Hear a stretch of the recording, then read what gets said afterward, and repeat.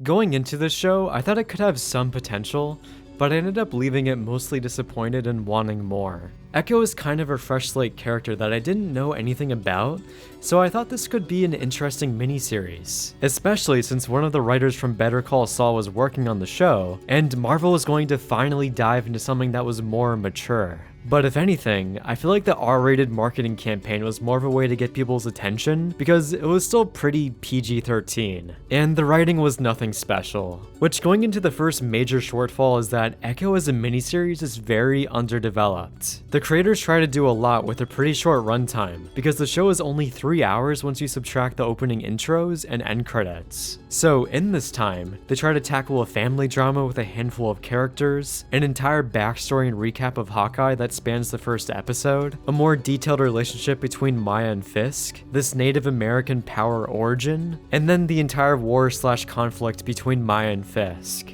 I've seen people say that the show should have been cut down to like 2 hours, but I'd actually argue the opposite. Echo needed a much longer runtime to properly develop all of these different aspects of the show, because by being stretched so thin and trying to cover so much, it in turn isn't able to properly build up these elements and pay them off in a satisfying manner. Like, as an example, Maya gets ripped away from most of her family as a child, and then she returns to her hometown. This, I think, is an interesting dynamic to build upon relationships, but the show is preoccupied with so much that the character work never hits a satisfying depth. And you probably wouldn't be expecting a family drama out of Echo, but I honestly found some of it compelling. Mainly because the first episode of the show makes you sympathize and care about Maya, and you want her to rekindle her past relationships and thus become happier in life. The parallel between Fisk being a manipulative figure and a toxic influence versus her Native American family that wants to truly love her, I thought was pretty good. Along with the acting requiring more physicality and facial expressions, since Maya was deaf and characters interacting with her had to use sign language. If anything, I thought the whole action side of the show was very underwhelming and was in general unimaginative. This may be a major turnoff for most of you because Marvel as a brand is supposed to be an exciting, action-packed adventure, but that isn't what Echo is. They try to make it a more grounded drama series with a strong Native American perspective. There's action here, but it's definitely not the selling point of the series, which I think is kind of refreshing, but again, since the series is so short and is stretched so thin, I don't think it's able to hit a high enough quality to really be worth the time. Like, if you really wanted a great recent Native American story, then go watch Killers of the Flower Moon. It's basically the same runtime, and that movie is way better. To not purely bash the show, I think the performances in Echo are pretty solid, and it's mostly unfortunate that the writers couldn't give these characters more scenes to flesh out their dynamics. Hell, Maya's best friend has like one quick and awkward scene with Maya, and she doesn't get any kind of emotional reconnection with Maya in the end. It feels so rushed and unfulfilling as a dramatic story that it makes me wonder if the writer actually wrote it this way, or if they were pressured by the producers to make the story shorter, or if there were some budgetary issues. Like, the premise I think is pretty solid and should allow for a great story, and with more time and episodes, I assume that could have been the case. Now, going into the other more inferior half of the show in my opinion, let's talk about the Fisk and overall war plotline. There's a lot that annoys me, and first let's discuss the relationship between Fisk and Maya, because it largely feels like a retcon. You're telling me that this character who Fisk has been raising is very close to him, and is a deadly fighter that he regularly uses, never went up against Daredevil during his show? I know Echo as an IP wasn't even on Netflix's radar when they were making Daredevil, but supplanting her into that narrative when it doesn't make any sense, I think is pretty jarring. Like, Fisk was on the ropes fighting for his life using all of his assets during that show, and apparently Maya was never used. She's just been hiding in the background until now. So that's kind of an aspect that you have to accept about the story, because the writers want to make Fisk an integral part of Maya's life, when that was never set up before. From here, the relationship between Maya and Fisk feels rather inconsistent and confuses me. At the end of Hawkeye, she flat out murders Fisk by shooting him in the face, and I was like, wow, what an underwhelming way to end such a magnificent villain in Daredevil. And then after the show, they said Fisk would return in Echo, and I was like, huh?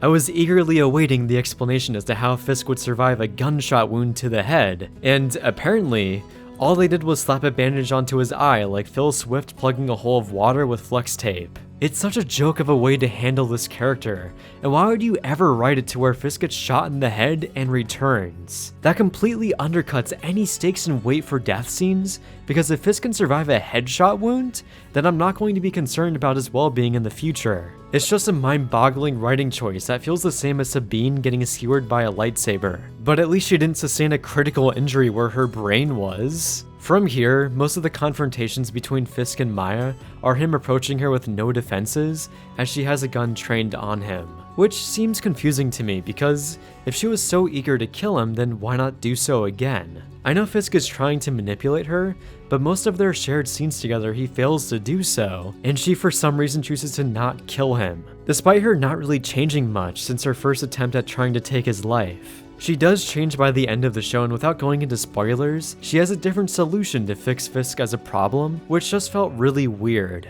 It has to do with her entire power, which I also thought wasn't explained that much. They left it relatively vague, and I'm not sure if that was their intention because it seems to give her multiple unrelated powers. But I feel like going into that would be a spoiler, so I won't do that. Overall, the dynamic between Fisk and Maya was not convincing because the writers primarily tell us that they have this strong bond without really establishing it. Like, why is Fisk obsessed with Maya when he has so much more on his plate? What about her does he love so much? Why is he going so far out of his way to be this father figure and raise her? The only real motivation they establish is that Fisk was mostly using her as a weapon, but Fisk has plenty of those. And why would he risk killing her father when there's a possibility she could find out? To me, it all comes across as forcing Maya and Fisk together to try and make an interesting story without it seeming realistic, especially since she's non-existent in Daredevil, which I could honestly forgive if they actually dedicated more time to establishing her past with Fisk and answering all of those questions, but again, that means more time for telling this story, leading back to the issue of Echo largely being underdeveloped. Also, within this half of the show, we have the action side of things. I've seen some people say that they really liked it, but to me, I thought it was pretty flawed. It has some great choreography, however, I think it's dragged down by some of its cinematography and editing. The first action scene with Daredevil uses the notorious fake oneer that, if done poorly,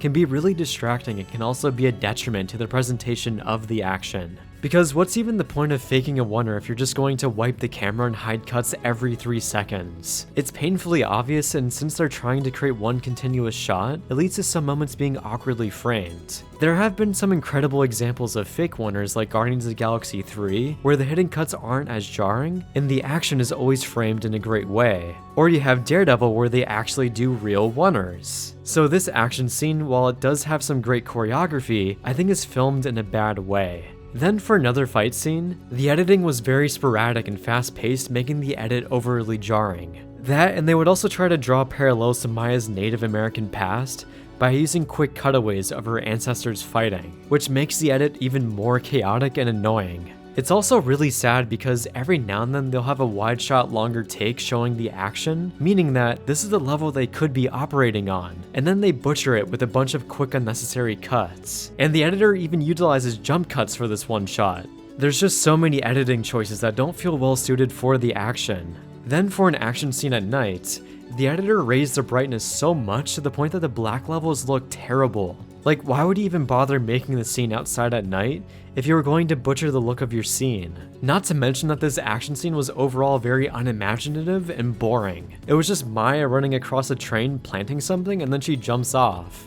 Like, the writers really couldn't come up with anything more interesting or engaging. Also, in these action scenes, they come across as having barely any impact or consequences, because Maya always comes away unscathed. She deadass throws her body off of a train and gets rocked by a truck that then hard brakes and she's a-okay. She even has this massive bullet wound in the side of her torso that gets sewed up, and then literally the scene after this, she climbs an entire water tower. Like, Maya as a character sustains no physical punishments that made a show like Daredevil feel so raw and real. The only thing of consequence that happens to Maya is that her prosthetic leg gets crushed, but it instantly gets replaced. The fight scenes in Daredevil, however, were deeply investing because we knew that Matt Murdock was always in danger because he would sustain life-threatening injuries. But in Echo, the writers couldn't be bothered with doing this because I guess they don't have enough time to do so. So that in turn makes the action feel weightless. They just throw some flashy action around and move on instantly as if nothing happened. Another main reason why Daredevil was so great is that they balanced the action downtime with deep and personal character development. This is what Echo should have been and wasn't. There's only like a few action scenes and maybe a couple emotional dialogue scenes. Also, Maya literally shows up to her hometown and jeopardizes everyone's safety by bringing about a war because of her own personal vendetta. She's risking the lives of her entire family every step of the way, and she's even called out on this, but this entire notion is dropped by the end of the show and is not explored again. There are basically no consequences for her actions. They set up like 6 characters in her family and none of them die, which I don't need there to be character deaths, but instead tangible consequences. This in turn makes the story lack depth because the writers are acting like this critical conflict doesn't exist. Instead, they should be exploring this considerably and even have Maya as a character confront the fact that what she's doing is wrong, thus changing and evolving her as a character. And the way she changes is through her rekindling her love for her true family. Then the general plot for the overall war, if you can even call it that, is so stereotypical and nothing happens in the story that is remotely interesting. Maya just attacks a compound and Fisk retaliates briefly, and that's basically it in terms of the plot. There's not a single surprise in the entire story, and it's probably one of the most generic plots that Marvel ever created. Along with a lot of scenes being filled with dumb moments like Maya getting captured and one of her kidnappers kindly giving back her foot, which she uses to get out. Maya also randomly becomes MacGyver in one scene and makes this complicated invention despite the skill never being established. Or Fisk conveniently calling off his men right before they're about to kill Maya.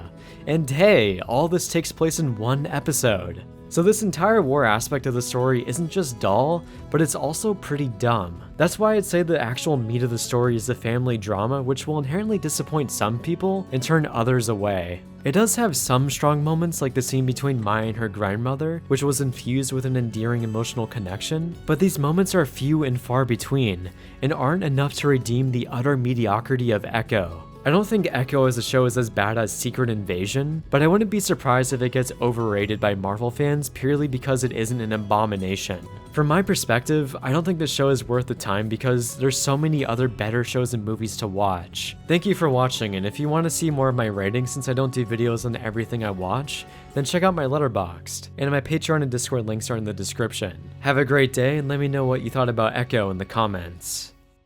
Also, thank you so much to Logan Farmer for being a monumental patron and unlocking the tier of me shouting him out. Thank you so much.